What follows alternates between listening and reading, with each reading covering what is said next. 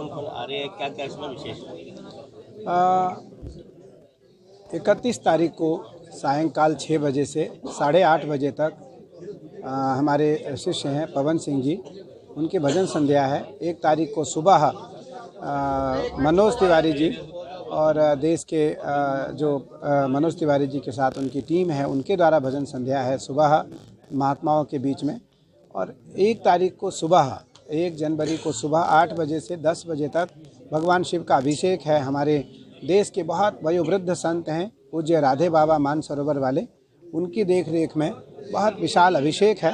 उसके बाद जो है 10:30 बजे दीप प्रज्वलन है। हमारे पूज्य गुरु जी जगत गुरु आश्रम पूज्य राजराजेश्वर आश्रम जी महाराज के द्वारा उनकी अध्यक्षता में हमारे देश के सभी जो महापुरुष हैं उनकी देख रेख में हमारे पूज्य रविंद्रपुरी जी महाराज, हरिगिरी जी महाराज, प्रेमगिरी जी महाराज, महेशपुरी जी महाराज, राम रतनगिरी जी महाराज, हमारे जूना अखाड़े के वरिष्ठ महामंडलेश्वर पूज्य कपिलपुरी जी महाराज, इन सभी महापुरुषों के द्वारा हमारी मुख्य अतिथि के रूप में उत्तराखंड के गवर्नर, हमारे उत्तराखंड के राज्यपाल जी और रितु खंडूरी जी, बेबी रानी मौर्य जी, हमारे देश के और भी जो प्रमुख लोग हैं उनके द्वारा दीप प्रज्वलन है। देश के सभी महापुरुषों के द्वारा दीप प्रज्वलन है।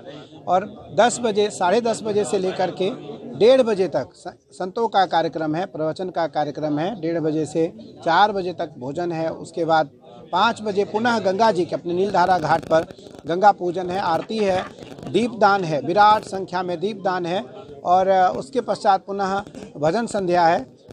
तो हमारा पूजन केवल जो जन्मदिन है वो केवल पूजन के लिए है, जिससे कि भारतीय परंपराओं के लोग इसको मान सकें। और 50,000 के आसपास लोगों की भोजन की व्यवस्था हो रही है। 50,000 लोग भोजन करेंगे।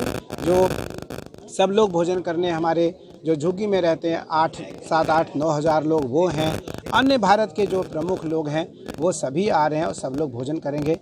मुझे लगता है कि जन्मदिन में जितनी अधिक से अधिक संख्या में भोजन हो सके वो सभी करें। तो हमारे सभी आश्रम परिवार के द्वारा यह व्यवस्था की जा रही है।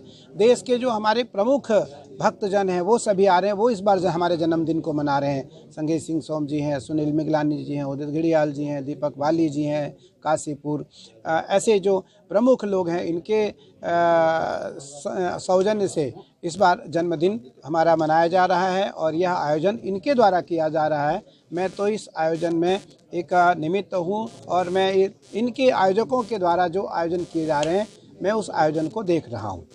महाराज जी 22 जनवरी अवतरण दिवस के उपलक्ष्य में यह कार्यक्रम, मेरा जो कार्यक्रम होता है वो केवल पूजन और भोजन। हमारा भाव रहता है कि हमारे आसपास जो झुग्गी में 8-10 हज़ार लोग हैं हम उनको अच्छा भोजन करा सकें प्रतिवर्ष की भांति। तो इस वर्ष हमने उनकी बड़ी व्यवस्था और अच्छी कर दी है और उस प्रकार से लगभग 45,000 की आसपास की रसोई बन रही है। 45,000 की रसोई बन रही है, 45,000 की रसोई बन रही है। 50,000, 55,000, 60,000 लोग भोजन करेंगे। तो ये व्यवस्था मुझे लगता है जन्मदिन की परंपरा अनादिकाल से है। शास्त्र में आचार्य होने के नाते मुझे शास्त्र की परंपराओं का विधिवत भली भांति ज्ञान है। तो जन्मदिन हर समय ऐसे जगह पर मनाया जाए जहाँ पूजन हो, यज्ञ हो, ब्राह्मणों को दान दक्षिणा हो, संतों को दान दक्षिणा हो, संतों का अभिनंदन हो, ब्राह्मणों का अभिनंदन हो, अतिथियों का अभिनंदन हो और जितना अधिक से अधिक हो सके दान और अन्नदान किए जाएं। अच्छा संदेश समाज को दिया। बिल्कुल, मैं अपने उसमें कार्ड में हमने अंकित कर रखा है, हाईलाइट कर रखा है कि 22 जनवरी को हमारे आराध्य भगवान शिव के आराध्य भगवान राम लला हमारे उस भव्य विशाल मंदिर में स्थापित होने जा रहे हैं।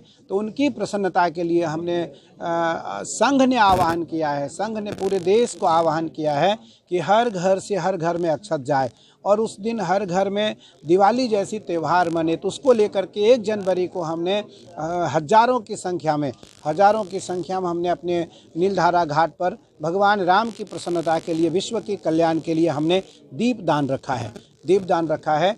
और यह विराट दीपदान केवल राम लला की प्रसन्नता के लिए हमने यह आयोजन अपने घाट पर रखा है और किया है। उसी अवतरण दिवस पर